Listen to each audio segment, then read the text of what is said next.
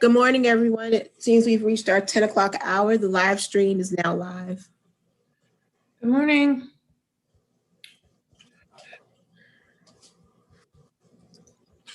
Thank you. Good morning. Good morning, everyone. It seems we've reached our 10 o'clock hour. The live stream is now live. I trust everyone's well. It's good to see some smiling faces for those of you that have the cameras on. It's exciting for all of us as schools beginning to reopen here in Anne Arundel County. We've got over the last several weeks about 650 students back in small priority groups. And starting today, all of our pre-K to fifth graders are back in schools in a hybrid model. So it's really very exciting to get students back in schools and give us a reminder of what we do and why we do it every day. So as always, I thank you all for your time and energies, for your expertise and your commitment. I believe, Dawn, if you could clarify for me or help me understand if we have a quorum. Dr. Arlato, it's Kate. Would you like me to do a roll call? Oh, absolutely. Thank you. Absolutely. Sure. Let's start there. That's the best way to know who's here. So all right, fantastic. Sure, absolutely. And if my team can get the slides up for today, that would be great. Just as a reminder, as I do roll call, the individual names that I call are those who have the ability to vote. If you are here representing someone, just as a reminder, you do not have the ability to vote, but you can certainly participate in the conversation. So Sheriff Adams. I'm here. Good morning. Good morning.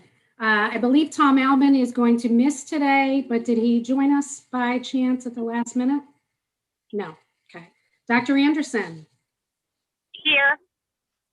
Great. And Dr. Arlato is certainly here. And Karen Bailey. Here. Good morning. Good morning. And James Bell. Here. Good morning. Good morning. Megan Berger. Here. Good morning, everyone. Good morning. And Dr. Booker?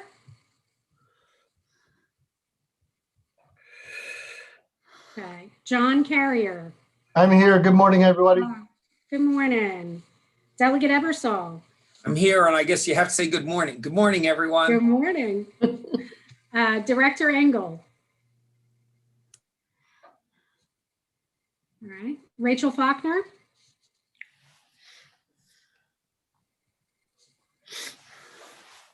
Pamela Gady.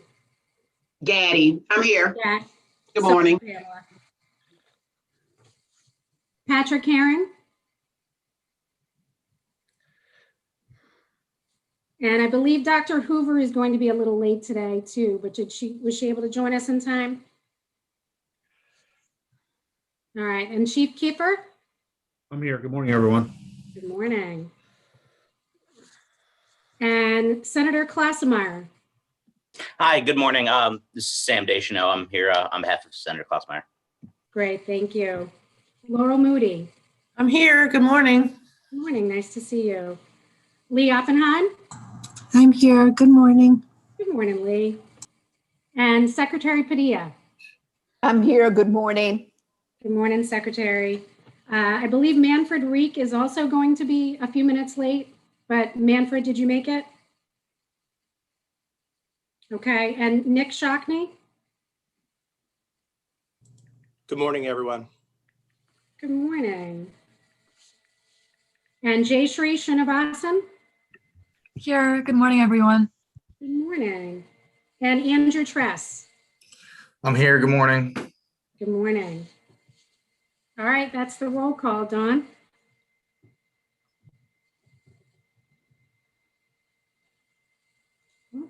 It helps to be able to come off of mute. You have a quorum, so you can commence the meeting. Fantastic. Thank you so much. Thank you, Kate, and your team for putting the agenda together. That was sent out earlier. Does anybody have any suggested changes to today's agenda?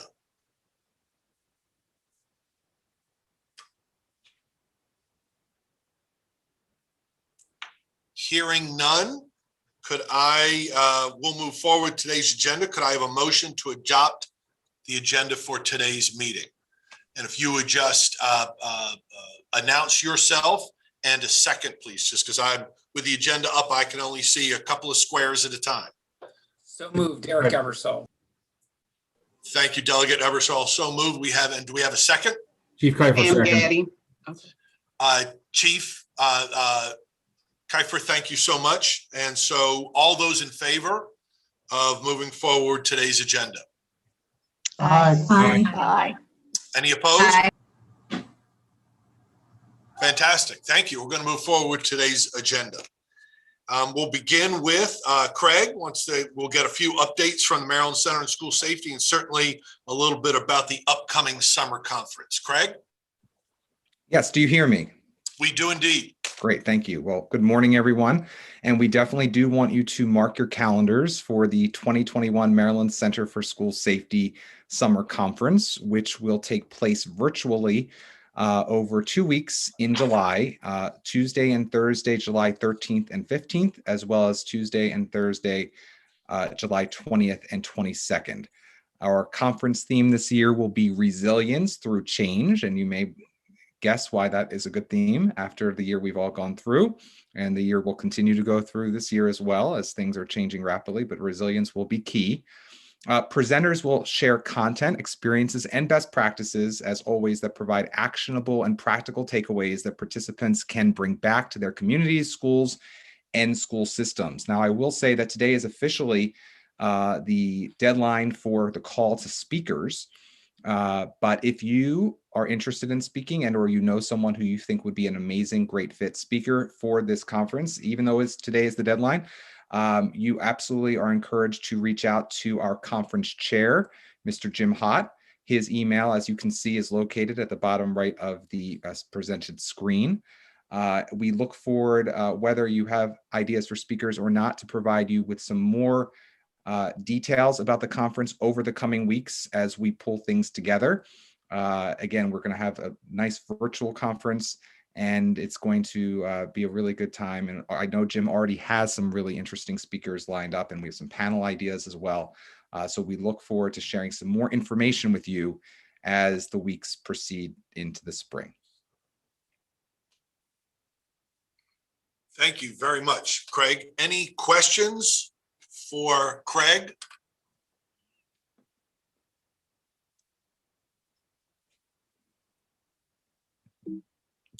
Hearing none, we'll move on. Thank you.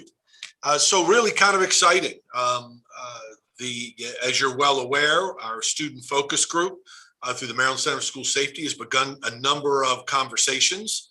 And Jay Shree is going to spend some time with us, I think, this morning, sharing a little bit about those conversations and seeking some input from this group. Jay Shree, let me turn it over to you. Thank you, Dr. Arlotto. So, hi, everyone. For those of you who don't know me, my name is Jayshree Srinivasan, and I'm the student representative on this body on behalf of the Maryland Association of Student Councils. So, like Dr. Arlotto said, today I'm really excited, and so is the student focus group, to have this opportunity to solicit feedback from you all regarding topics and suggested format for future live student-driven discussions that the student focus group would like to have. And since a large part of the discussion we're about to have is going to be centered around the student focus group and the kinds of discussions that we've been having, I just wanted to take a little bit of time to provide some background so that all of you guys have the same baseline as we're getting started. So currently the student focus group is comprised of 11 students, each from different counties, though we are looking to add more this year. We meet once a month online, and so far the format of that has looked like bringing in an expert from the MCSS side to speak to a school safety issue, followed by the students kind of reconvening and coming together for a dynamic discussion around action items and ideas that we'd like to carry forward based on what we learned.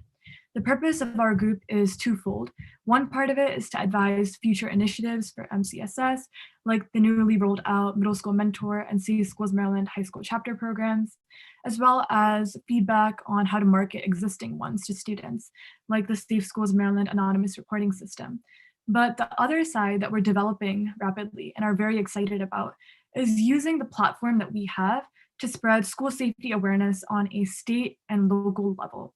And we've really been seeking to do that through more social media engagement, because being students, we spend a lot of time on social media. So we are kind of familiar with how it can be leveraged to make a larger impact and start some pretty important conversations. So for the past few months, you guys might have been familiar with the fact that we've had focus group Fridays, where every Friday an infographic gets posted from our perspective on the MCSS Instagram. But more recently, we've been trying to get our voices heard through the Instagram in more dynamic ways, like having Instagram live discussions. And one of the most recent ones that we had was one titled, as pictured on the slide, Resilience in the Face of Change. And that was talking about all the different impacts and stressors that have come out of this virtual environment that we've been thrust into unexpectedly, and just as unexpectedly, the transition back to hybrid. And after recognizing all of those different stressors, we talked about how to combat that change with resilience and not be so phased and unnerved by change. So I moderated that discussion from the MCSS Instagram. And you see on the slide that I was also joined by 4 lovely members from the student focus group who spoke to the topic of conversation from their unique perspectives. So I'll wrap this background up. The main reason why we're excited to continue conversations like these is by engaging in the conversation, each of us can say that we broadened our perspective and we learned and we grew from the conversation because of the different ideas and unique perspectives that our peers brought to the table. And more than that, the people who listened to our conversation, that is those who tuned in when we were speaking live, or those who viewed the conversation after it was recorded, were also exposed to that same diversity of thought, which directly falls in line with MCSS's mission to provide comprehensive information to the public so that they are equipped to form their own perspectives. So I want to have a conversation with the advisory board today to solicit ideas based on your functional expertise so that we can continue such conversations and talk about effective and relevant topics. But more so, I see today as a starting point for more collaboration between the advisory board and the student focus group, which is a very, very exciting prospect. So moving into the discussion portion, but before we do so, does anyone have any questions about any of the background that I just stated before I ask any questions of you all? Okay, hearing none, I'm going to ask the first question. So the first question I have for you all is, what are potential future topics that advisory board members, based on your areas of functional expertise, believe that students could or should cover in future student focus group live discussions that would help the Maryland Center for School Safety advance school safety conversation across Maryland for the K through 12 student population? So the floor is open to you all now, and I really hope that you will participate and we can get an engaging conversation started.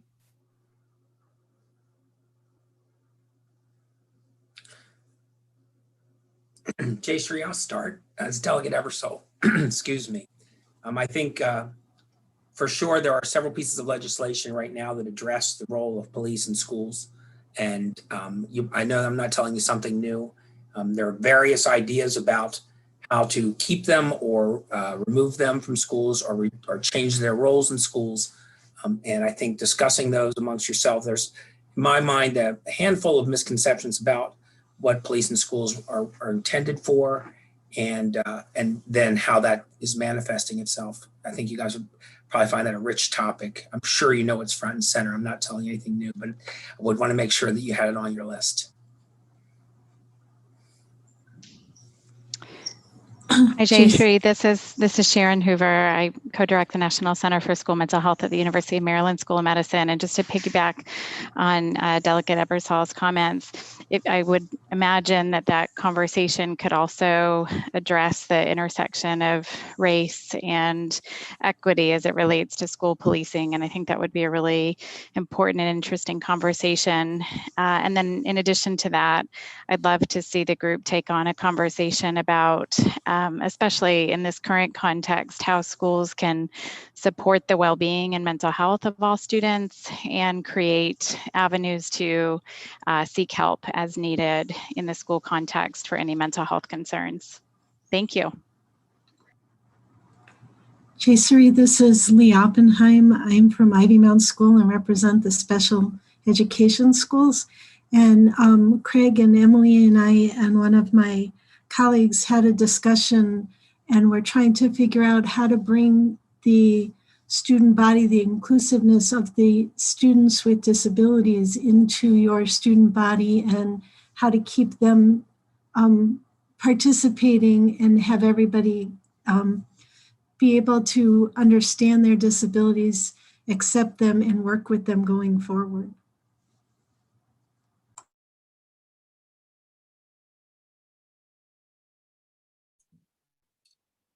Jayseri, this is Tyrone Bell or James Bell from St. Mary's County. I'm an educator and coach down in St. Mary's. I used to think that representation was enough when it comes to reaching, especially a lot of our minority kids. We have a big Hispanic population also at our school at Grit Mills, along with other minorities and a lot of actually persons from overseas too come. But then I realized that as a coach, dealing with players, a lot of the issues have been more of a trust. And I would love to see a conversation about extending the campus of the school ground to the community and a lot of outreach so that the community could trust the people they're dealing with. That way, it doesn't matter, what nationality the people are that are helping them. If the parents trust who represent the school, then they will encourage their kids to get the help they need, and they can do the process together.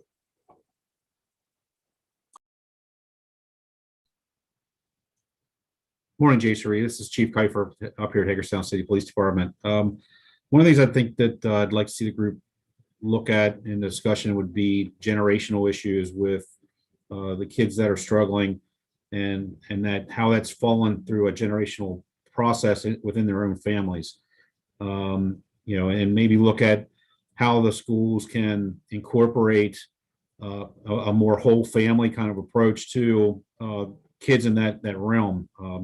Speaking of things like offering GED classes for the adult family members of those kids during school time, if there's a way that schools could build that in so that the parents are actually in the school at the same time, and allowing that if that kids are struggling or having problems, that they'd have that family member right there in the school that the principal or the teaching staff could actually reach out to at that very moment instead of after school or later. So I just think that's a huge issue that we see. We see it in crime trends. We see it in school settings where, a kid that struggles now at school maybe has family member that never really did well in school or didn't complete school themselves.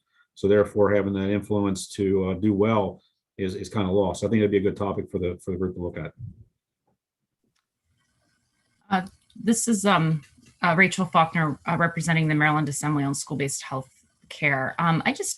One of the things that has concerned me in thinking about for those students that, in jurisdictions where it's primarily virtual learning, is how to engage students that may not be connected to sports or other activities or peer groups, who may not, particularly when you're looking at adolescents, high school students who may not want to return to waiting outside in the dark for a school bus at 7 a.m. to get to school early. It's been a very long time since those students have had to meet that kind of schedule, and how to engage and incentivize kids who, to retain them in the school learning process, to get them back into the buildings when they eventually open, where right now they can, wake up and open their computer.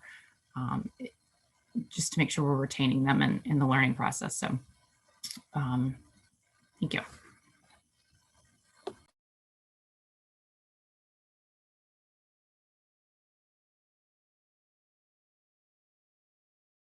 Jayseri, this is Laurel Moody. I would echo what my colleagues have said. I think it'll be important to talk about this transition as we get back, hopefully, into a more normal school routine, and how we can support students in this process. I think that's, as we continue to move forward with increasing the number of days that students are in school, and how do we support them as they adjust during this transition?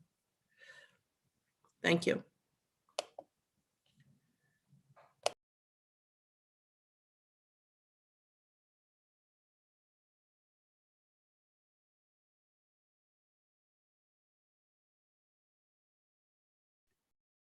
Okay, I think that for that question, there was a lot of comprehensive input. In the case that ideas occur to any one of you all later, feel free to reach out. But from the input that each of you provided, I can definitely say, just debriefing these responses, that a lot of these topics are ones that we've talked about either casually or as a result of bringing in someone from the MCSS side to talk about, having a larger conversation about it, whether that was policing in schools and impacts on equity. That's one that the student focus group, I think, is very passionate about and will definitely be addressing sometime this year. But also students with disabilities, because we have a few students on the group who have siblings or family members who have disabilities. And when they applied, they indicated that that was an area they were passionate about and why they were applying in the first place. And then with the return to school, that looks like another hot topic that you all were emphasizing. And it's definitely one for us as well, and something that we're actually seeking to discuss later this month, hopefully. And I will probably provide a little bit more information on that when we get to question number 3. But for now, transitioning into the next question, and if you guys could just continue to be as engaged as you just were, it would be greatly appreciated, because I'm getting a lot of really comprehensive input for the group. So the second question is, how do you think the student focus group can get more students and adults to engage with future live broadcast discussions?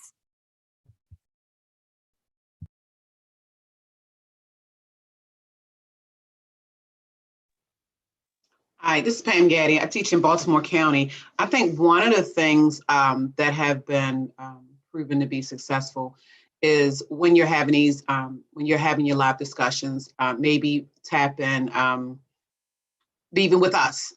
Most of us have some sort of a social media platform that we also can share and have, that we can get the word out and definitely get some more participation. And those of us that are in the classrooms or in the school building, we can share with our students to make sure that they can get in and to voice their opinions, or even just to get that, just to hear other students of their age group opinions or thoughts and so forth. So I think definitely making sure that we have it so that we can also, send it out there for you as well.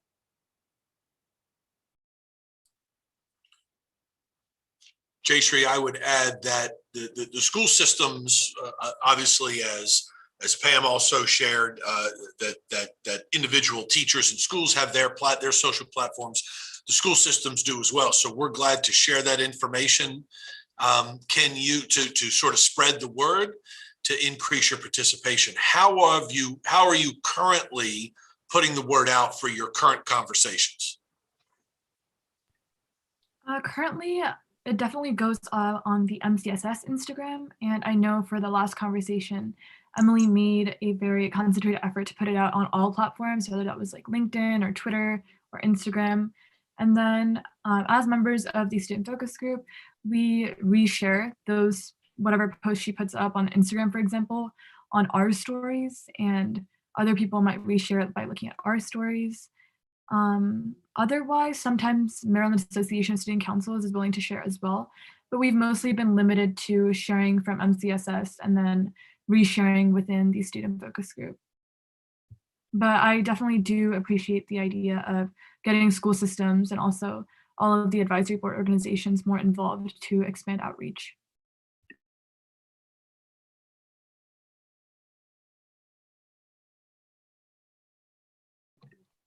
Good morning, Shantae Booker. I would also consider possibly Facebook ads or Instagram ads that target different students, locally in our state from one, jurisdiction to the next. A lot of times they can be more focused.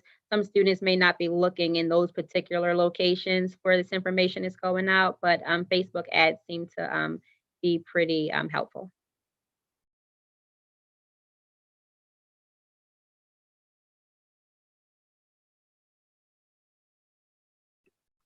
It's interesting that you bring that up because we actually have a few students in the student focus group who have experience running their own organizations or student council things. And they've talked about how they leverage ads to really get more outreach with their initiatives. So that's definitely something that we can consider for the group as well.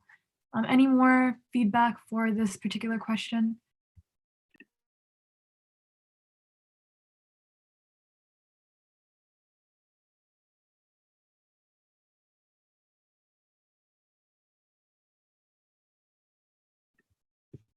Okay, hearing nothing, I will move on to the next one, and that is, would you like to serve as a featured guest or a guest moderator for future live discussions?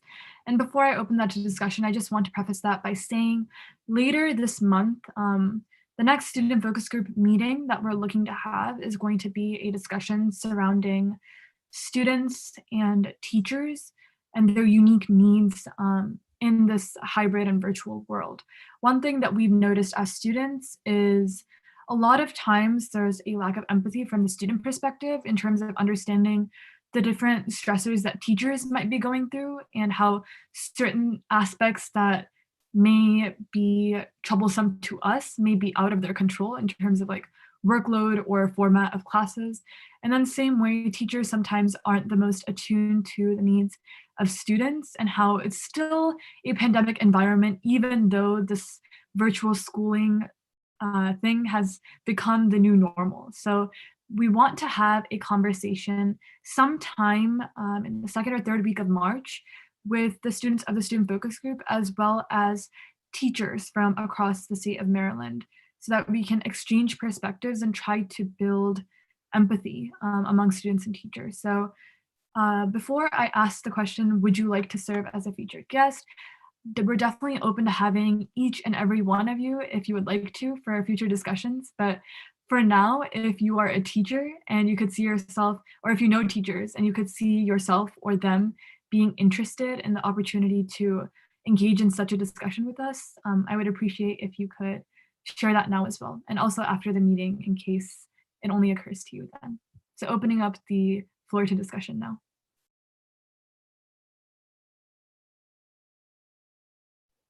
I raised my hand. I would be happy to help in any capacity, whether it's your next format or anything that I could help with. So definitely, Pam Gaddy, you can put me in. It's James Bell from St. Mary's County, and yes, I would definitely help in any format too. Jayshree, I'd be happy to help out too. And I'm a former teacher, so on your coming conversation, now that I'm no longer in the teaching position, my perspective has changed, but I still see that. So I could be maybe a good voice for you. You'd have to decide. This is Secretary Padilla. I will be happy, but I do believe that the most appropriate person is my executive director for the Social Service Administration. She's a licensed social worker and, has the child welfare as in her division. So I would like for her to join me if that would be allowed.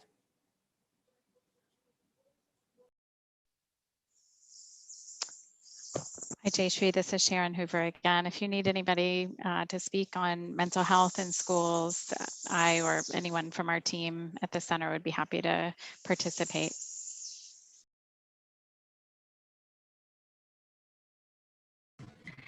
This is Karen Bailey. I'm an elected school board member down in St. Mary's County, and I do have 2 kids in middle and high school. So I'm happy to help out. Probably not with the teacher-student relationship, but keep me in mind for anything that comes up.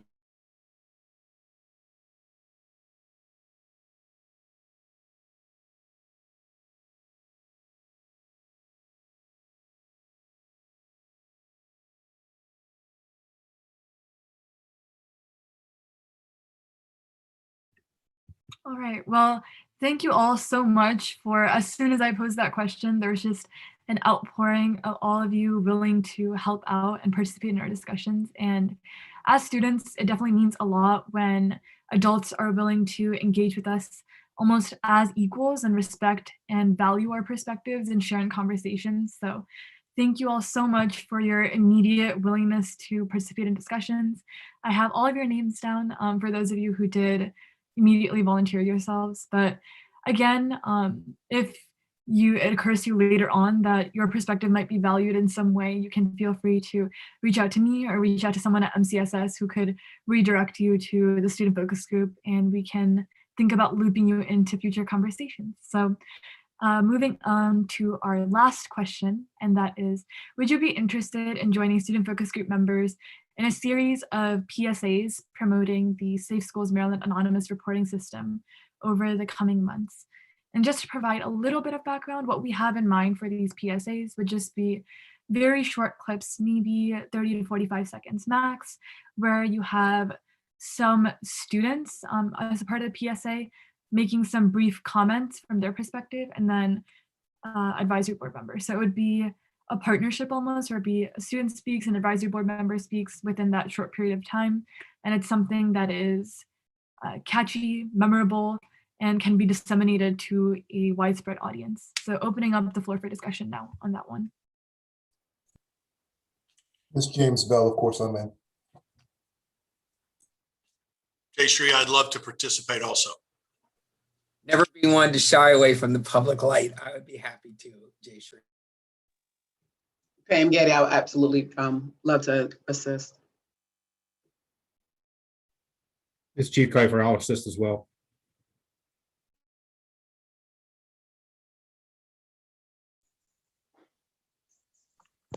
It looks like a few of us have signed on in the chat box. Yes. And I have one more related question right before we wrap this discussion up. If any of you have any suggestions per se on how you think these PSAs would be, how these 4 PSAs should be like structured, or ideas for PSAs so that they really do get as much outreach as possible. Maybe in your experiences, certain best practices that you've seen that have worked well.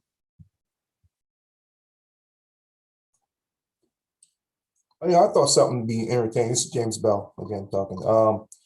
Is if you do it in different genres. So you get the theme set up and you can pick different genres, so you kind of reach in a variety of different people. And even possible if you can get, maybe some people doing different languages too. So that we are catering to everybody.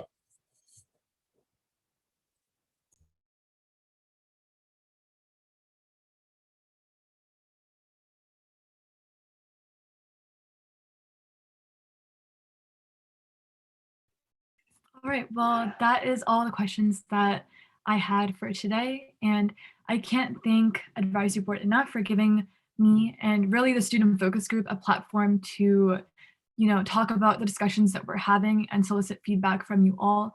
All of the feedback that you provided will be implemented in some sense, or at least jotted down in the back of our book for future implementation. And again, I can't thank you all enough for being so engaged in this conversation and valuing us as students and these kinds of discussions that we're having, and just giving us all this feedback. So thank you so much. And again, in case you have ideas in the future, feel free to reach out and I will definitely get a response out to you. Thank you again. Jayshree, thank you so much. Thank you for your work with the Student Focus Group.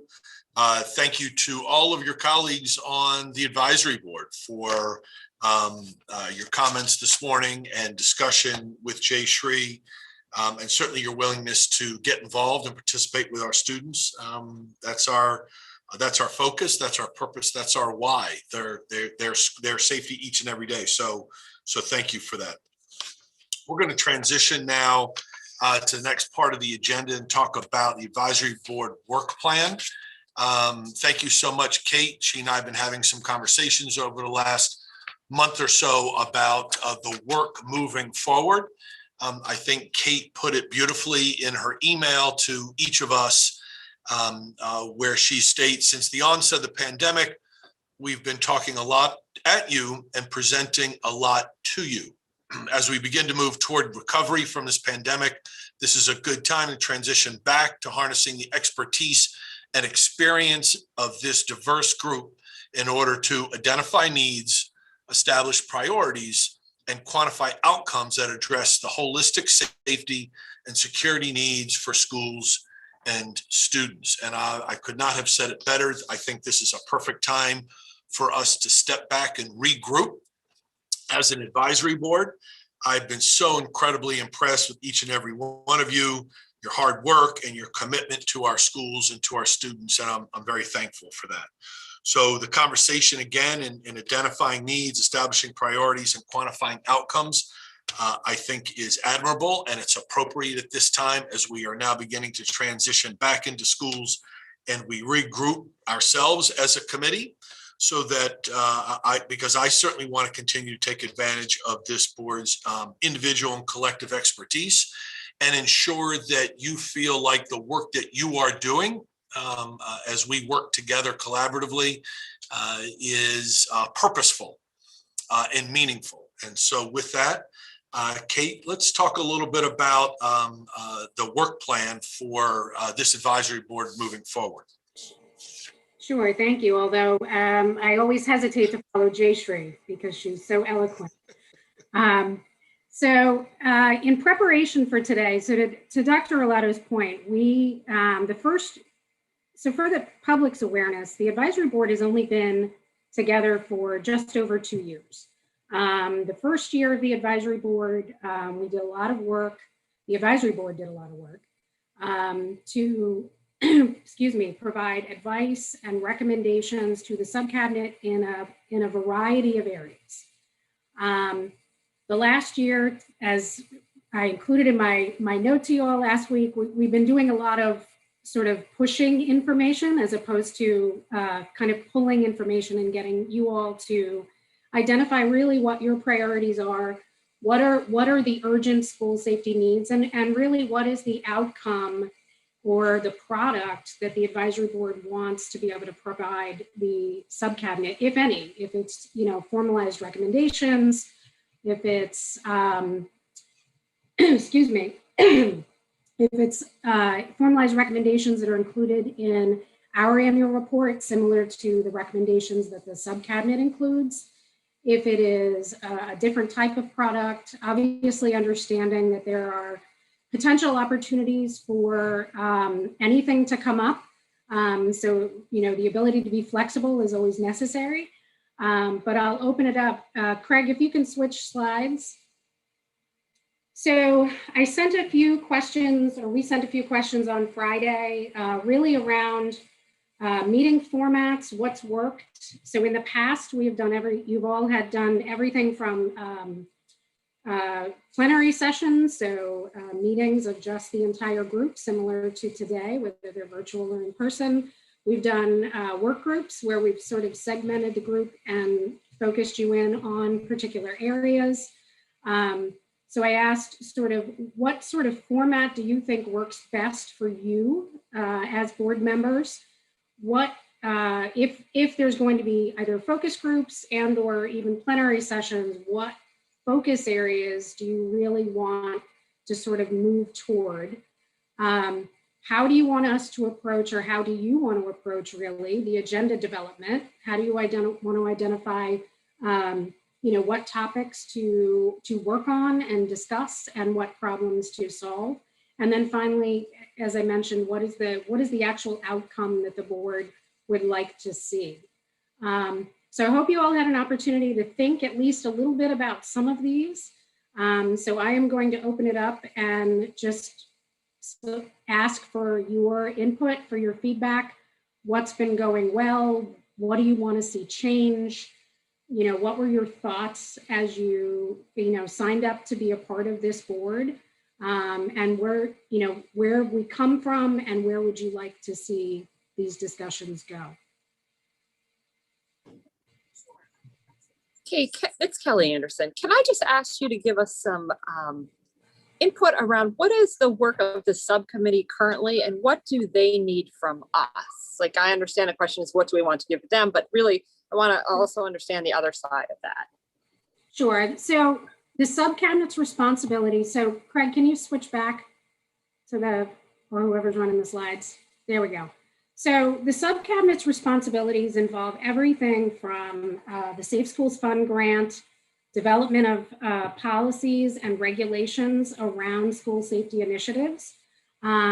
Just again, for public awareness, the subcabinet is chaired by the State Superintendent of Education. It also has the State Superintendent of Police, the Department of Health, the Department of Disabilities, the Interagency Commission on Public School Construction, as well as the Attorney General's Office. So from the state level, a really also diverse group that touches everything from, safety and security, all the way down to mental health and behavioral health. So the subcabinet in the past, the last year has been obviously a little challenging for the subcabinet. Everyone, at least the 4 primary members of the subcabinet, have been dealing with response to the pandemic. So they are asking the advisory board, what are the priority issues in your lens of school safety? So for your individual lenses of school safety, what are the priorities that the state, that the subcabinet and or the center can be addressing as it relates to school safety? And obviously the priority right now, as Dr. Arlotto mentioned, is the return to school. So if there are any particular initiatives, if there are any particular guidance documents or resource needs or anything like that that could be utilized across the board. And remember, this board and the subcabinet represent all Maryland students. So it is not just public school students, it is also our private and non-public special education facilities, which is why we have representatives from across the board. Does that help? Kate, I'm wondering in this time frame is to be able to put some directions out. We're all bringing kids back on a differentiated basis. So what are best practices for the emergency drills? What are best practices for the fire drills? We had a conversation on Friday with the state fire marshal as well as Montgomery County fire marshal. And we don't want to throw the kids back into having to get all the drills done, but advice to go to all the schools on what are the requirements, but how can we handle directions on making sure everybody knows they still need to do the drills, but how they can do it so the kids are going to be anxious enough. We don't want to make them more anxious by throwing these drills in on top of everything, but they're important. So how can we as a group talk about what are the best practices now, and then moving forward, how we can ease back into what a regular routine of drills were? Yes, and the state fire marshal, Brian Gracie, pushed out early in the school year, so last fall, his recommendations and guidance on school emergency drills. But what I'm hearing is you're asking for something a little more comprehensive. So not just here's the rules, but here's the rules and this is how we recommend you implement those rules given the diversity of the state and the needs across the state. So one of the things that came out of our meeting was, he referred back to you have to follow the plan that says you need to do a minimum of 5 fire drills a year in a fully sprinkled building. But we talked about that the first fire drill could be instructor led. It could be that individual classes would do drills with their kids. And then the following month start to bring back in the schedule of actually evacuating the building and what's important in terms of 6-foot distancing and how long, et cetera. So, what I got originally out of that is that it's up to your county's fire marshal, but I think if we can get consensus across the board, that it would help not only I participated with MCPS, so it's not just the special needs schools, it's also the public schools as well. I think there's some hesitancy on what to do right now. And is that a feeling across the board? Is that specific to, again, Lee's lens of school safety, or is that a concern in or other private schools and or public schools.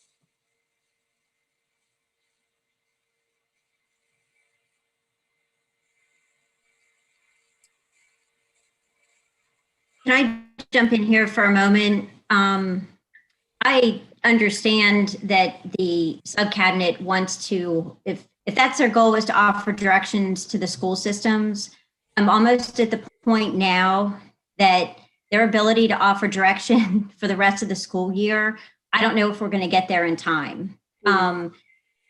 Things move so quickly that I don't know if the state has the ability to put something out in 15 days or 30 days or 45 days on any of these issues. You know, the state has always gone by with the local school systems that everything goes back to local control. So some of these things, as we go through, I just ask that we consider what the responsibilities are of the county superintendents and the boards of education to ensure that those things happen. Because we might come up with a plan, you know, I mean, we already have a plan in St. Mary's about what we're going to do with drills and things like that. We did work it out with our state and, you know, local officials. So I think guidance for those people who might not be as far along as some of the counties is great. But as to specific directives, I'm going to give some pushback on that because, you know, I still want to be able to operate within my policies and procedures and what's best for my students in my schools, which might be different in other parts of the county or in other parts. Okay.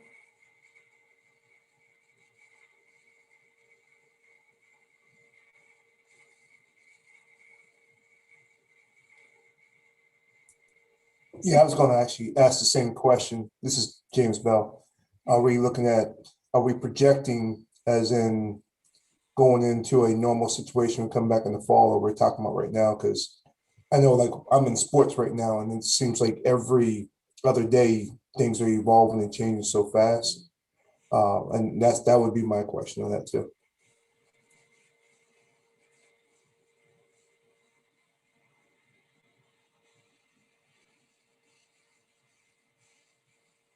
So this is, you know, again, you are empowered as the board to identify what you feel are the priorities and the immediate needs in your, again, area of whether it's your area of responsibility or your area of concern. So again, I'll go back to my question: what format?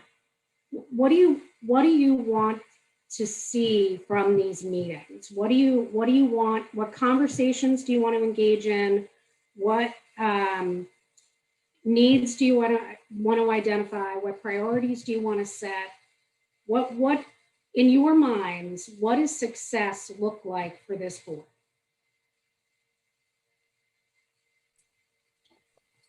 This is James Bell again. I like the formats we've been using. I would love to see us do a little bit more like focus groups of changing them up every now and then so we get different people working with each other. I love that particular area. I would love to see a focus of making the community comfortable with the school so they feel like they're part of the school campus and not just there is a school happen to be in my city. So programs that will extend to that, which might be some things that will be outside the school or things that are happening past the school day. I'd love to see that type of focus. So I think if we can get them to buy in, it'll make all of our jobs a lot easier. So that would be my opinion. And from a format perspective, it sounds like you like the idea of having the individual work groups work on, or smaller work groups work on individual items and then come together and sort of talk it through.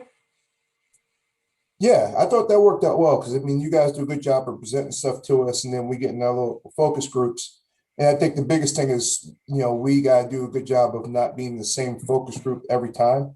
and just change it up. Have different people working with each other so we get different perspectives and we can hear different voices. And I think by doing that, that helps us, when we have a conversation and voice our opinion or something in the group, everybody can see where that person is coming from because they've worked with that person at one point in time in the focus group.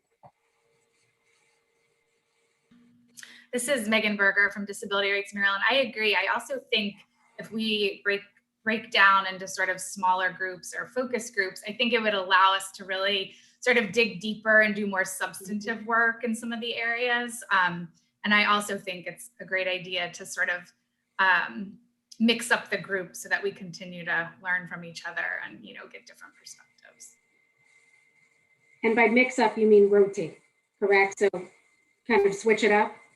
Yeah, I guess obviously for a group to really do substantive work, it has to be the same group. But then I think, if you're moving on to sort of the next set of issues at that point, it could get switched up. And so we look at these groups, what are the topic areas that would be ideal, or how would you break it up? Would it be by topic? In an ideal world, would it be by functional area? Would it be by outcome? I agree with Coach Bell. I think every school system has lost a lot of students just through virtual learning, and we've lost contact with a number of them. So I think, I want your first topic probably needs to be school safety, and to Delegate Ebersol's point as to, what it might look like depending on how those bills pass. I think the second one definitely is community outreach, and how are we going to engage, and this is where our mental health piece comes in. How are we going to engage those students that, look good on the outside, but are still struggling inside, because we don't know what happened in their homes for the past 10 months. They could look great, but they could have, abuse, money troubles. There's so many things that, that we don't know, but everyone still looks the same, in appearance. So, and I had a third one, but I can't think of it right now. So if I do, I'll put it in. Good morning. One of the things I think that is important is that we maybe have a work on a virtual school safety and a hybrid school safety plan. I think we were kind of caught off guard, so there was nothing already put together that we could just easily pull from in the case that something like this happened again. Because when we think about coming back to school, we were spending a lot of time on like schools having metal detectors and all these kind of precautions put in place. But now that you have to screen kids in some districts for health safety, which one takes the priority? Are we getting you through with the, temperature check, or are we getting you through with, so what does that look like across the board? Also, if there was some kind of like videos or something that we could still show students while they're home virtually so that they don't forget the process of the drills, or, something that keeps things moving even if we're not physically in place. So having a, backup virtual safety plan and a backup hybrid safety plan, it kind of keeps rolling. So even though we're not physically there, maybe they review the video for different drills. Sorry, I'm at school. So maybe they review the videos for it, but something that just keeps some continuity, that doesn't have us starting at scratch as we start to bring students back. They can just kind of keep going with the flow. So I think looking at that, so, in the future, if this would ever happen again, we're not caught off guard. We just go to, pull out your hybrid plan or your, virtual safety plan, and then just go ahead and implement. This is Secretary Padilla. I echo what I believe Ms. Gotti is saying. When we transition to in-home learning, we all assumed that the students had the accommodations, the space to embrace that. But the fact of the matter is that many of them did not. So perhaps we look into that as well in the event we have to experience, hopefully not, the same thing as we did last year.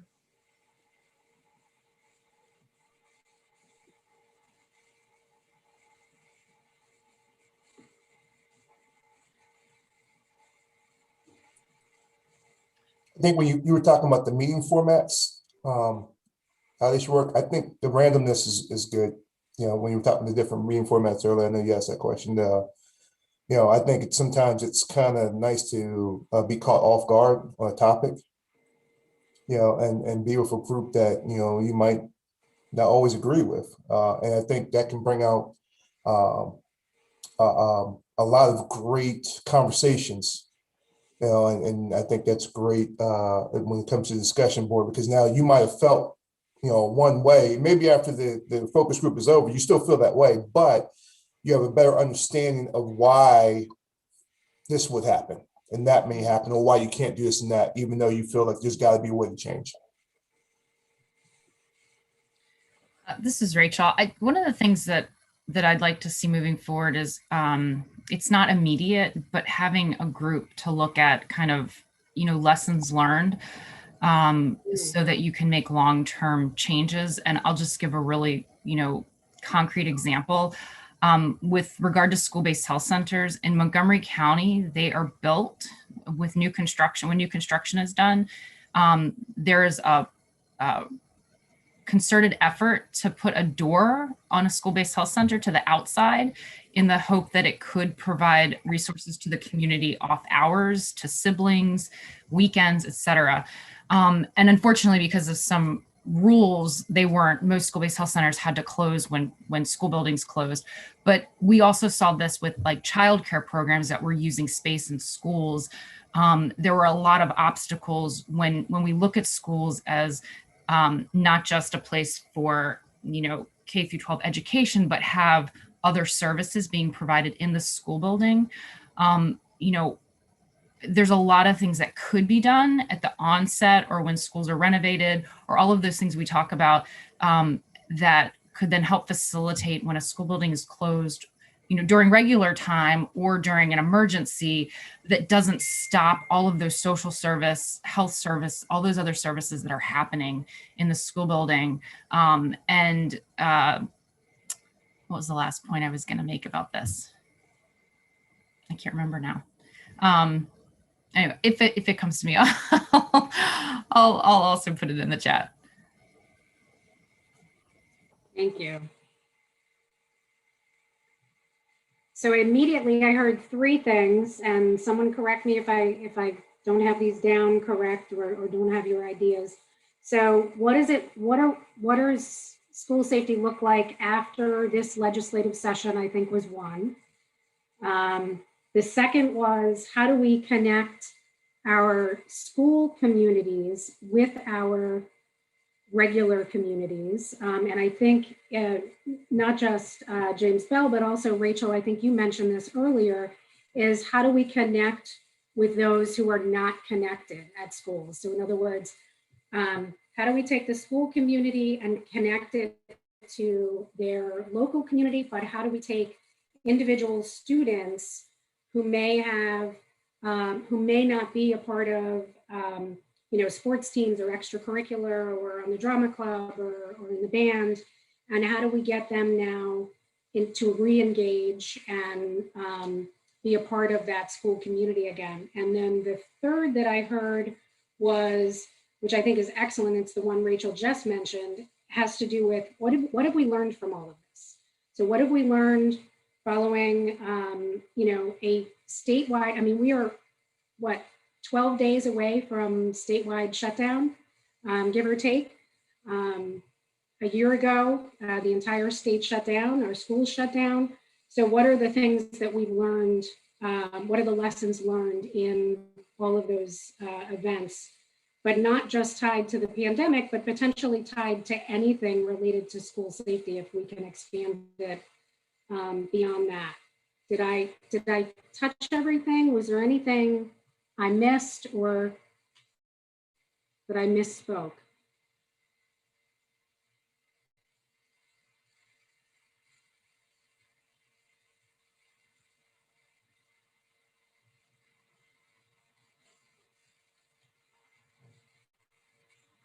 So I'm reading Rachel's chat here.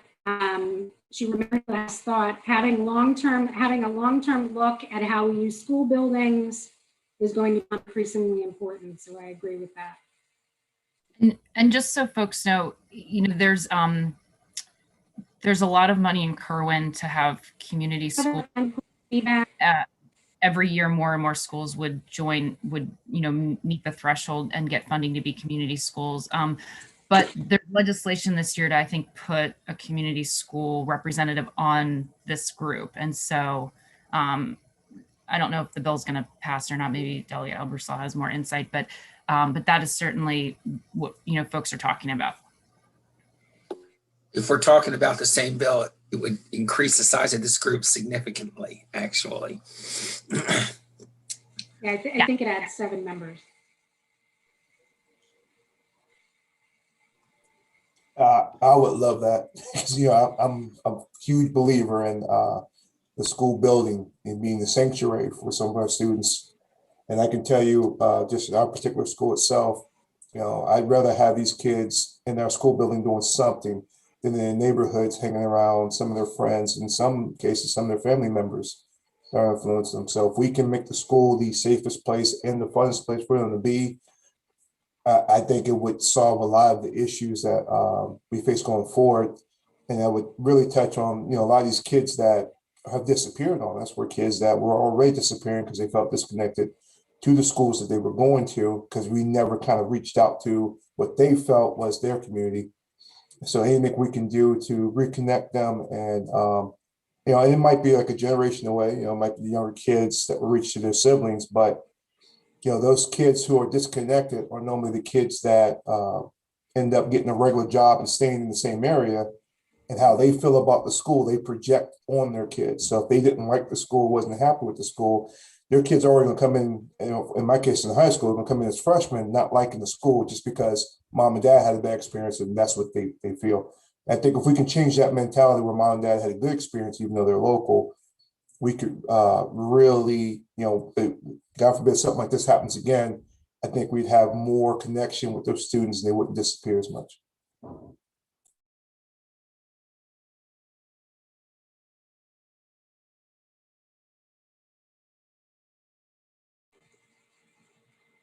So from a logistical perspective, so if we do work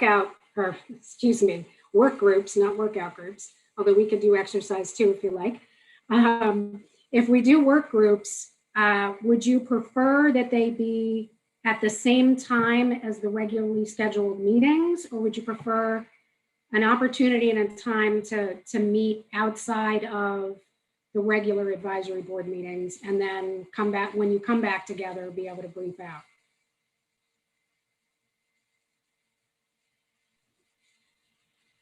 I think a separate time frame may prove more beneficial in order to move along the agenda when we do meet as a group, as a whole. I also think some of those times where we don't have a meeting scheduled because there's not really much going on, that might be time for us to, here's a topic we want you guys to discuss as groups, and give us the time to meet during those times. That might be a great time to utilize that Monday. Yeah, I think that's Kate. I think Coach Bell's got a great point in that. We seem to be going based on the agenda and need every other month as a whole group, and maybe in between it could be those topics that small groups could meet at a shorter time. It doesn't necessarily be that 2 hours, but it can be on our calendars, and maybe it's a 45-minute meeting or an hour meeting of the smaller groups, focus groups.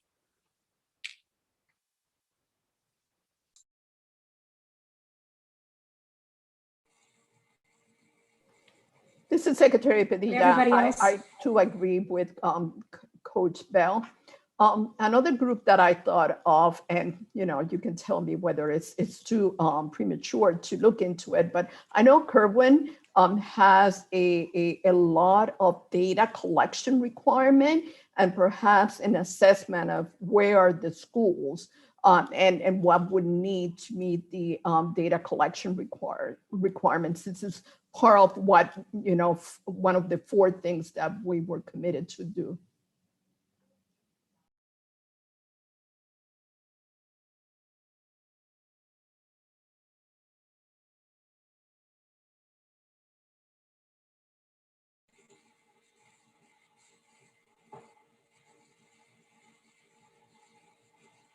So it sounds, or from what I'm hearing, if we were to hold this entire group together on a monthly basis in our regular standing meetings, and then on the alternate month, so on the following month, we break you out into work groups to focus in on a specific topic. Would everyone be in support of that? I should pose it as a question.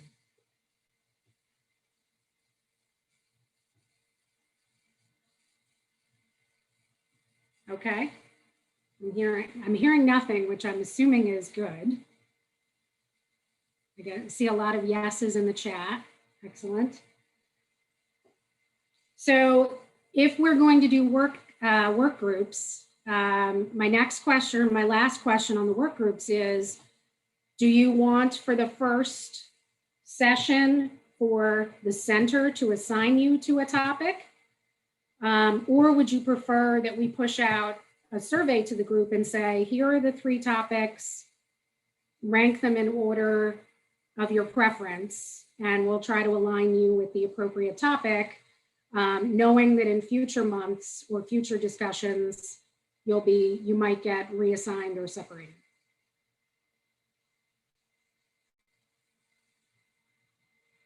In the chat, I'm seeing a lot of surveys. There was one assigned. Dr. Arlotto and Dawn, I don't know if this is something that requires a vote, but it certainly looks like there's been at least a lot of responses of survey.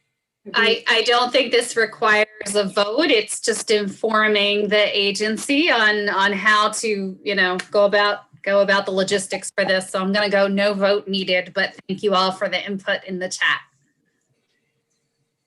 And I agreed, and I would add that I think there is some benefit to us being divided up sort of randomly to discuss topics, because there are so many different vantage points and viewpoints that are represented in the group. Certainly there is some safety in numbers when we are picking areas that we're most comfortable with in discussing. But I think there's a lot to be learned if we are giving perspective on maybe something that I think Coach Bell mentioned in an earlier comment about maybe not knowing exactly what's coming up, or I can give some input on something that might not be my area of expertise per se, but I think that takes advantage of the wider collective of perspectives that the group brings to the table. Just my 2 cents. Yeah, and I also think this group is so flexible and really good at not chasing rabbits on topics. So, I mean, you have your surveys, but then when there's something you guys really need a hardcore opinion, throw it at us and let's go to work on it.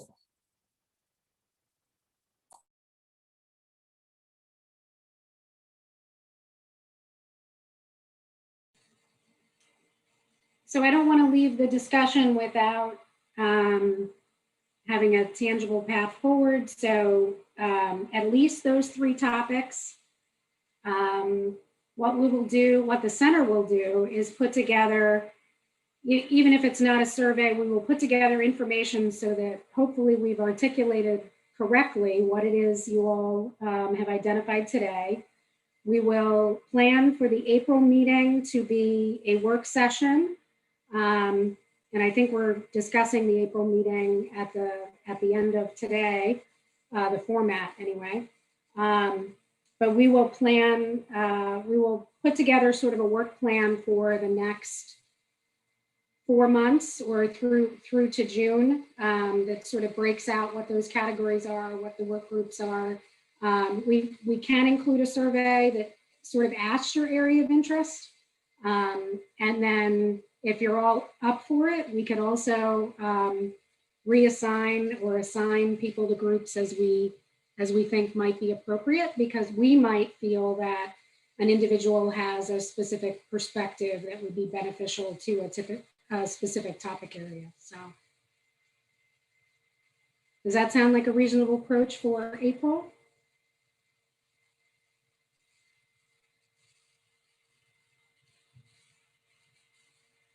Great. Dr. Arlotto, I'll turn it over to you. Thank you, Kate, and thank you, everybody, for taking the time. Again, I think it's important that we use the opportunity to regroup and make sure that our voices are heard, the collective, and that, again, I am most concerned that with you giving of your time and energies and expertise, that it is well utilized and useful and purposeful for you, as well as for the Maryland Center for School Safety, the Subcabinet, and our schools and our students. So thank you for that conversation. And what can be a promising work plan moving forward, at least through June of this year. Don Lukey, talk to us a little bit about the legislative session. Hi, okay, here we go. While this could go on and on and on, we will not. So we have a small select group of items here for discussion. And since Delegate Ebersol is with us on the meeting today, I am inviting him to pop in, particularly on the bills that are in fact his, to discuss, because I don't want to presume to put words in his mouth. So we can flip to the next slide. Our first batch here include Senate Bill 245, which deals with SROs, and all of these on this first slide are related to SROs. House Bill 496, House Bill 1089, and although not on the slide, House Bill 1189, which is a local Howard County bill, and House Bill 522. So first of all, Senate Bill 245 is sponsored by Senator Arthur Ellis, and this particular bill prohibits SROs from entering the school building unless they are summoned to respond to an emergency involving violence or a threat of violence. So it's a very limited and narrow role that the SROs would continue to have, but it does not prohibit the use of SROs altogether. They're allowed to enter the building if they're going to be providing pre-approved curriculum instruction, like, for example, like a DARE program, or they're supposed to be speaking at an assembly or something like that, or, as specifically noted in the bill, to use the bathroom. The bill requires that they wear civilian clothing at all times. Their weapons must be concealed unless they are actively responding to an emergency situation where there's a threat of violence, and they may not participate in routine school discipline. This bill was heard in the Senate Judicial Proceedings Committee on January 27th, and it has not progressed any further at this time. The next one, House Bill 496, is sponsored by Delegate Janelle Wilkins. This one has a lot of different parts to it. So the first piece is, with respect to the Center for School Safety, it would sunset the $10 million SRO adequate coverage grant that's found in 7-1508 of the education article. And that would sunset on June 30th, 2022.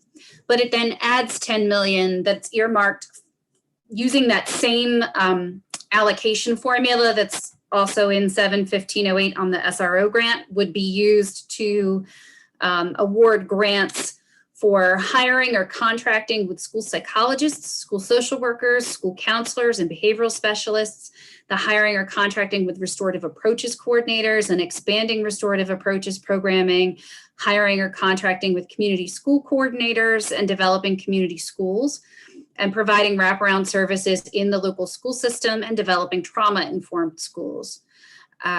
And it also includes a mandate for diversity in hiring of or contracting for those services that I've just mentioned, that reflects the actual composition of the school system being served. So just to be clear, for not everybody lives in the weeds of this the way I do. That formula that allocates the $10 million now for the SRO's adequate coverage grant is formula-based, based on the number of total public schools in a local school system versus the proportion to the total number of public schools operating in the prior academic year. And to put that in perspective, it ends up being about $7,000 per school, per public school in the state. So while 10 million seems like a big number, when you actually look at the formula and the way it's broken down, it's about $7,000 per school. This is the bill, as mentioned just a few minutes ago, that would also expand the membership on the advisory board quite extensively. And that would, right now, we have the wonderful Kelly Anderson, who is a representative of as a school psychologist, school counselor, or a licensed clinical social worker. This would break it out and require we have one of each type, as opposed to just one person representing all three. It would also include someone who's a restorative approaches practitioner, a behavioral specialist, community school coordinator, a representative from a trauma-informed school or school with strong trauma-informed practices, and a representative from community mediation group. And then a public school student who has experienced school-based arrest or that student's parent. It changes the appointment of the chair of the advisory board to the president and the speaker, not the governor. It also increases the data collection for SROs to include school security employees, and that is with respect to how many are serving within a particular school system, and that is something that the center collects annually and reports to the Governor and General Assembly presently, so it would add school security employees as well. It also gives the subcabinet the discretion to deny local school systems grant funds if they previously were awarded funds and then expended them for an alternative purpose. So while I understand why that's written there, that's actually something that the center has been writing about in its notice of funding availabilities and in terms of the internal processes that the center has set up for those grants. It also requires a data collection related to the quantity of staff serving in mental and behavioral health support areas.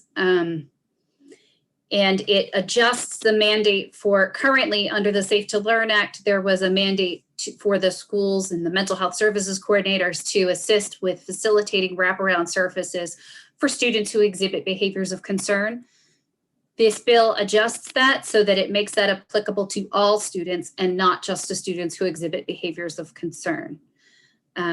So this does not, despite the name of I think it's called Counselors Not Cops Bill, or Counselors Not Cops Act, although it's called that, it does not actually eliminate SROs. It still leaves the decision of whether to use SROs or to utilize adequate law enforcement coverage up to the individual school systems. But it does clearly delineate that anyone who is a school security employee, so if you're not an SRO as defined by the Safe to Learn Act and the public safety article, and you're a school security employee, they cannot carry a firearm and they shall not have the power to arrest students. So I've been talking for a minute or so. I'm gonna go on to the next one, but if anybody has any questions, I'm gonna take a pause right here real quick to see if anybody has questions, and then I'll move on. This is Rachel. I have a quick question. When Senate Bill 245 was introduced, one of the questions that I had, and I never sought out an answer, so I'm glad you brought it up. Do SROs, is there any data on SROs providing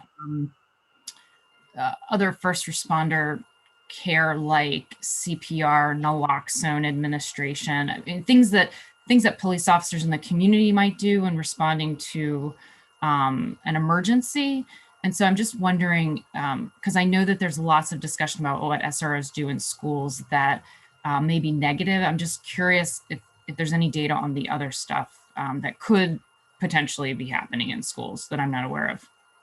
I don't know about data or research studies, but the way that Senate Bill 245 is drafted does not account for that and does not leave flexibility for the officers who are assigned as SROs to perform the full range of things that a law enforcement officer can in fact do, which includes those other first responder type items that you've just enumerated, right? So Senate Bill 245 would really tie their hands and remove a lot of the overall law enforcement function, which does include serving as a first responder, CPR, stop the bleed, those types of things, because it's very specific in that it says you can only go in if you are summoned for a threat of violence. So if a teacher has cardiac arrest and the SRO is in the parking lot, that's not a threat of violence. And because I would just say, and I'm sorry to take so much time on this. No worries. But I would, my son who had a seizure in childcare, a licensed childcare center, there was a police officer picking up their child at the moment he had it. And he was the first person on the scene, essentially, while they called 911. And then there was a woman, a part-time person there who also was an RN who then came. And so between the two of them, they, monitored my son until the paramedics came. And I don't know that people put those things together when we talk. We don't talk about it here in this group. And so I'm just wondering how many people think of that, particularly in rural areas where police often show up before paramedics. Right. Yeah, no, that's a really good point. I don't recall that coming up during the bill hearing or bill discussion. But that's an excellent point. With respect to, I'm going to move on to House Bill 1089. That is going to be heard on Wednesday in the Ways and Means Committee, along with the Howard County local bill, which is House Bill 1189. And those, the Howard County one would eliminate the use of SROs specific to Howard County, and includes a position called a community resource officer, who would also go through that 40-hour mandatory training that the current SROs and school security employees received, and they would be the intended first responders to any calls for service at a school. But House Bill 1089 contains a lot of the same provisions of House Bill 496, except that it absolutely eliminates SROs completely. So it leaves only adequate law enforcement coverage, gets rid of the Baltimore City Schools Police, gets rid of SROs, eliminates the ability to have armed individuals or individuals with arrest powers working inside of the school building. It would require that the officers who provide adequate coverage to schools take the mandatory 40-hour training course, as I said, but it doesn't further define what adequate coverage is or otherwise restrict the number of officers to which that applies. So based on the current way that a call for service would run, everybody would have to have that training. And I'm not sure that that was, understood or intended, but that's the way it is in fact written. It also amends the use of force reporting requirement to include reporting on the use of force for SROs, school security employees, and any law enforcement who respond to the school. So again, it uses the term SROs, or it leaves that there, but it also gets rid of them. House Bill 522, sponsored by Delegate Washington. This precludes SROs from unilaterally enforcing school discipline, and it precludes administrators, school safety coordinators, or other school officials from directing the SROs to engage in routine school discipline. So I affectionately refer to that bill as the stay in your lane bill. And I think that it is, something that has been something that we have taught when we teach the model SRO curriculum and the school security employee curriculum. But it would be great to have that there, like clearly delineated, so that it's in black and white on a page. Next slide, please. House Bill 171. This one is about data collection. This is also Delegate Washington's. It passed out of the House and is now in the Senate, and this would expand the school disciplinary data collection and has detailed provisions related to how it needs to be displayed, disaggregated by race, ethnicity, gender, disability status, et cetera. So the point being to create greater transparency in what is happening with respect to school discipline and further understanding the school to prison pipeline. House Bill 700, disruption of school activities. This relates to Education Article Section 26101.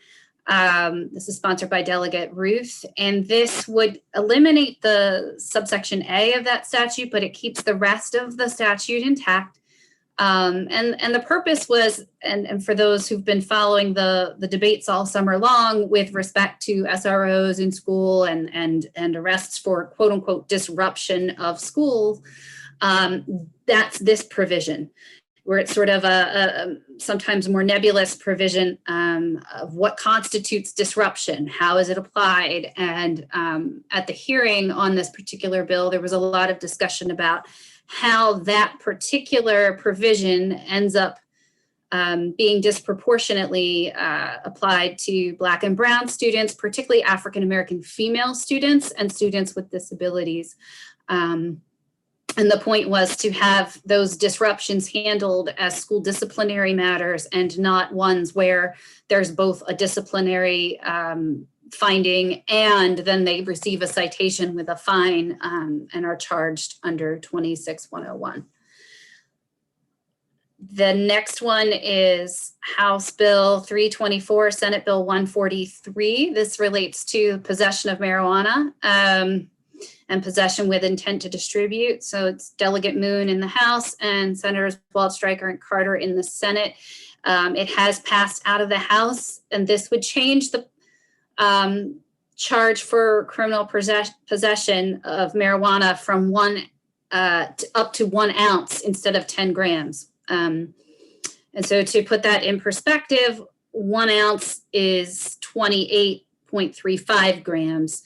And the average joint contains 0.32 grams. And so this would allow possession up to 1 ounce. This is significant in that this often comes up in the school setting with respect to what can be charged criminally, what can be, when can you do a search incident to arrest? If it's not an arrestable offense, you can't do a search incident to arrest on the student. So we are keeping an eye on that one. And then House Bill 128, Senate Bill 220, Hate Crimes, Protected Groups and Penalties. This is Delegate Vaughn Stewart and Senator Shelley Heddleman. This one has passed out of the Senate. This changes, or I should say clarifies the targeted groups for hate crime. It clarifies the gender identity as a specific category. And that's being done to reduce confusion because there's a lot of confusion between gender, gender identity, sex, sexual orientation. And it also requires a minimum of 8 hours of educational instruction related to the targeted group for anyone convicted of a hate crime. So it's trying to work on rehabilitation and having not just a punitive outcome, but an educational outcome as well to de-escalate and reduce further incidents of hate bias within the community. So again, I'm going to pause here to see if anybody has any questions about any of these or comments or things you want to add. Dawn, the only thing I would add is that your description of Howard County bill, if someone looks it up, won't see that there have been suggestions to add CROs. The bill itself just eliminated SROs, but I know you've been watching the Howard County delegation and you've seen that there are amendments offered that would change that a little bit. So if anybody goes and looks it up, they're going to say, where's all the CRO stuff? Well, it's in an amendment, but it hasn't been presented officially yet. All right, next slide. House Bill 87 and Senate Bill 253, the School Bus Safety Occupant Capacity Bill. This one has passed out of the House and crossed over to the Senate. It's Delegate Jones and Senator Elfreth. And this is designed to prevent exceeding the maximum occupancy on school buses, but it allows for some flexibility in an emergency situation if it can then be corrected promptly. And so this had been introduced last year during the 2020 session, but it ended up getting, falling off the way due to the shortened session. It requires a seat for every child, and I anticipate this will continue moving forward from here. House Bill 824 and Senate Bill 231. This is the Cyber Safety Guide and Training Course Development, Implementation, and Reporting Bill, sponsored by Delegate Pat Young and Senator Katie Fry-Hester. This creates a new section of the education article at 7-447 that requires the development by July 1st of 2022 by the Behavioral Health Administration, MSDE, DO-IT, and the Center for School Safety of a cyber safety guide and training course for parents, students, and employees in Maryland's public schools on safe internet, social media, and technology use for students. And it runs from 3rd through 12th grade. It also includes specific criteria for the development of the guide and the training program, and enumerates where the information must be posted publicly. This is something that I know that the Center for School Safety does already offer some training on this. And in fact, one of them is one that I do. So this one has been heard, but hasn't moved out of committee yet. House Bill 753, this is Delegate Ebersol, so I'm going to let him talk about it. It's the Student Organized Peaceful Demonstrations Student Discipline Bill. So do you want to share with them a little bit about that? Yeah, it's easy to support a bill when you see somebody like Jayshree run a meeting like she just did a couple of minutes ago. The idea here is to create understandable guidelines on both sides for student demonstrations at schools. There's plenty of information. There's some basic guidelines, but it basically says each school system has to come up with their own student demonstration policy. There are a couple of guardrails put in, things that we think should be in there about the amount of time students should notify. But at the same time, it says that the policy can be written so that the school system can name times and places, and they can do other things to minimize disruption of the educational environment. So to create good ways for the school system to say, without pivoting all the time, this is not allowed, you can't do this. And at the same time for students to understand what they can do and when they can do it in terms of demonstrating and giving them a voice, and creating situations where they don't get themselves in trouble, but are able to do what they want to do. There's some details, but mostly that's the idea behind it, is to get a little clarity on both sides about students demonstrating. They're becoming more and more interested in doing that these days. Yes, and you had quite a number of people signed up to testify. Well, to their credit, you can over testify a bill, and it makes the committee fatigued. And they wanted to bring 30 individual students to testify, and I told them 4 or 5, and they were smart enough to listen, and it went very well. So to vary their testimony, to each have a different theme, and they did that too. So it comes as no surprise to me, after being a teacher all these years, that they understand the assignment and executed it with clarity, no question. And the next one is also yours, House Bill 1166, the Physical Restraint and Seclusion Bill. And this one takes on a completely different tenor. Yes. Most research shows that restraint, but more importantly, seclusion, which is different than exclusion from a classroom. Exclusion is when you send the kid to the teacher's room next door to sit and cool off and let them come back when they're ready. Seclusion is actually when you put them in a room where they have to stay by themselves. Most research shows that this is not productive unless it's very carefully vetted for appropriateness. And so this bill does 3 things. First of all, it requires a little more granular data gathering about it, not only the number of cases, but the number of individual students who are impacted over the course of the year, so we can do a comparison for repeat incidences of restraint and seclusion. It codifies some of the language that's in COMAR concerning restraint and seclusion so that it will remain somewhat permanent. But most importantly, it identifies a handful of professionals, different professionals, not all 3 of one of which needs to be present when you decide to seclude a student in a building.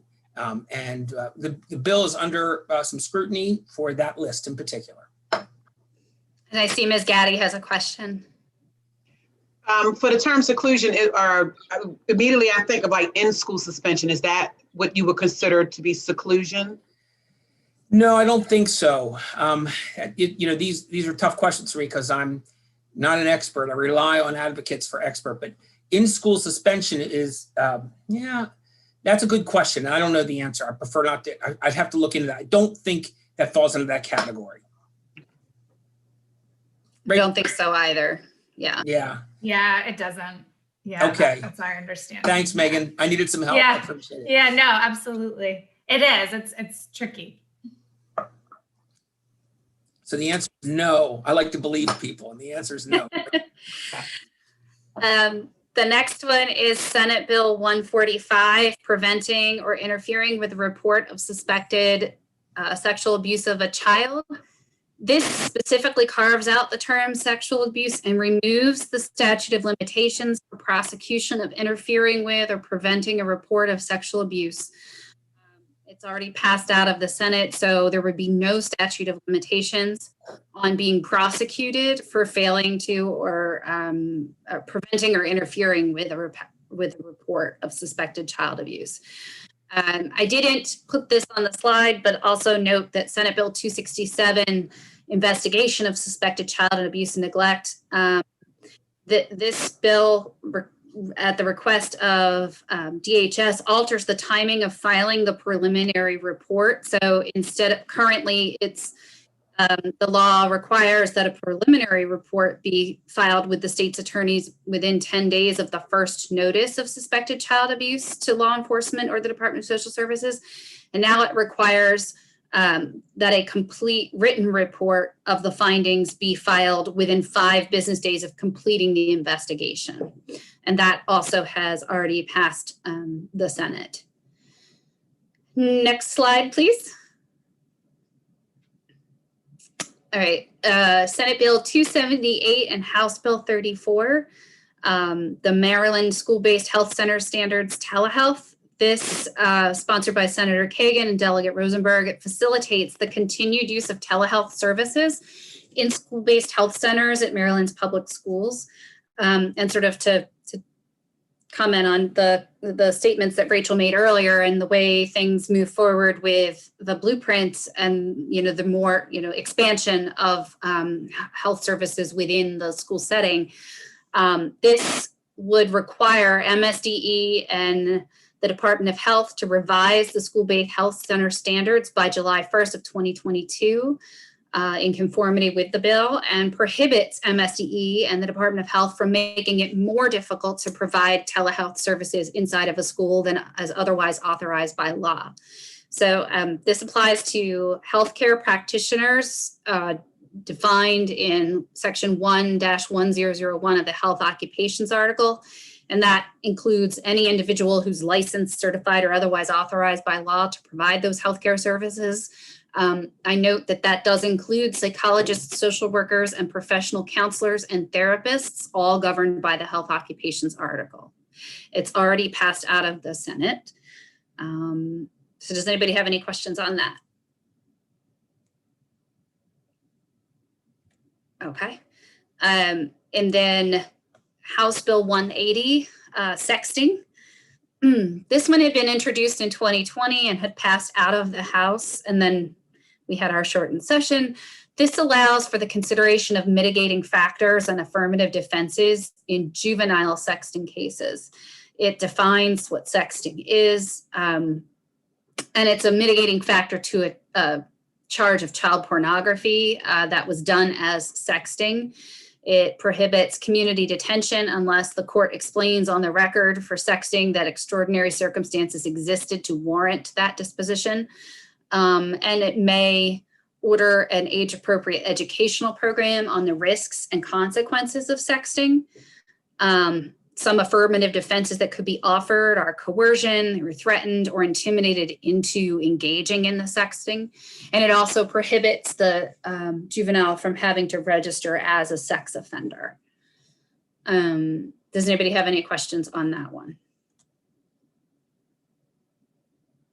Okay. And then we have Senate Bill 41, House Bill 132, the Mental Health Access Initiative, Delegate Bagnall and Senator Augustine. And that allows individuals ages 12 and up to consent to mental health treatment, but it requires that a medical provider has determined that the individual is mature and capable of giving the informed consent, but it does not allow the minor to refuse to consent for treatment that the parent or guardian has authorized. That has passed out of the Senate at this point. So what a medical, do we know what a medical? I don't recall that it had a cross-reference, Sharon, within the bill itself. That's a good point.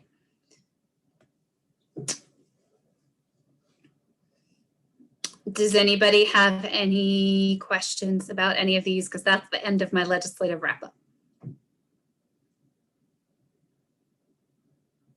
Okay. Dawn, thank you very much. It's as each session is, it's busy. And in particular around school safety and safety of our students. So thank you for keeping such close eye on each of these bills. So with that, let's talk a little bit about our next meeting. We're scheduled to be together on April 5th. And wanted to hear from the group regarding your preference. Do we continue to meet virtually? Does that seem to be working for everybody? Is there a belief that we should come back in person or do some combination of the two? And if you want to put something in the chat so we can get an idea about where people are, and if virtual is working for you, great. And if you prefer an in-person, I'd like to know about that as well.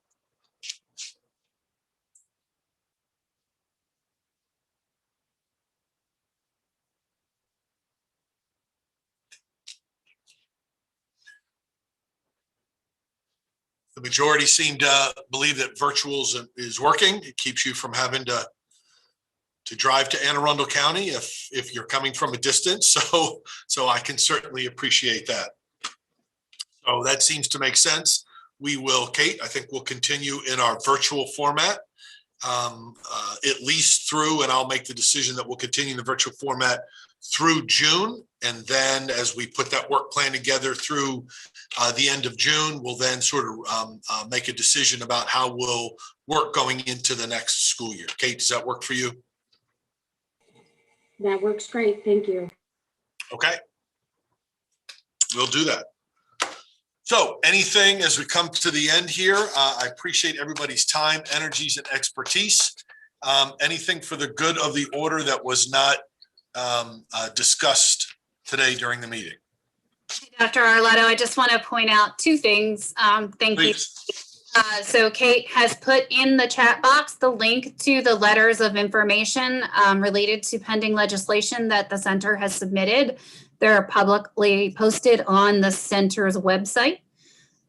There's also a letter on there, an advice letter regarding the scope of the Safe to Learn Act with respect to SROs and what is or isn't required by the Safe to Learn Act that I wrote, that is also posted on the center's website.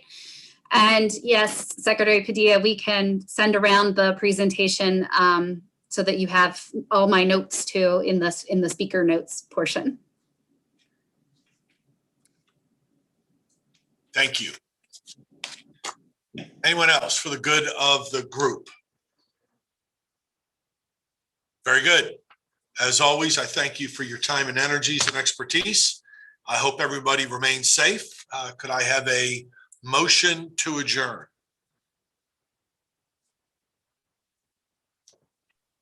Make a motion that we adjourn. It's Pam Gaddy. I move that we adjourn. Thank you, Pam.